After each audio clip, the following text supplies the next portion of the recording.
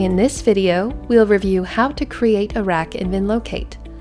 Recall from our video on how to define your cellar sections or fridge shelves that a section is just a part of a cellar.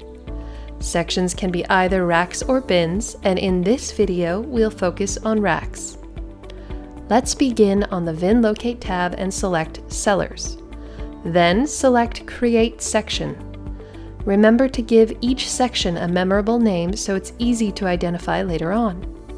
Here, we'll name our section Left Wall Grid, as we're going to create a grid rack. On the next screen, select Racks.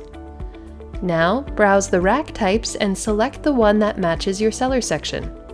Again, if none of the options work for you, please reach out to us at support@inventorywines.com and we'll be happy to work with you to find a solution. For this example, let's select a grid rack. First, select which way the cork is facing, towards you or away from you. This is purely aesthetic to ensure your cellar looks as close to the real thing as possible, so don't worry if you're unsure or your bottles alternate. Let's select Towards Me. Next, you'll be prompted to configure the number of columns and rows and the depth.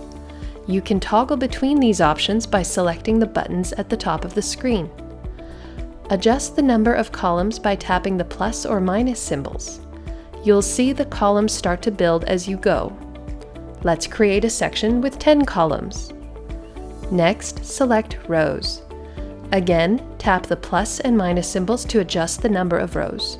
Let's add 10 rows.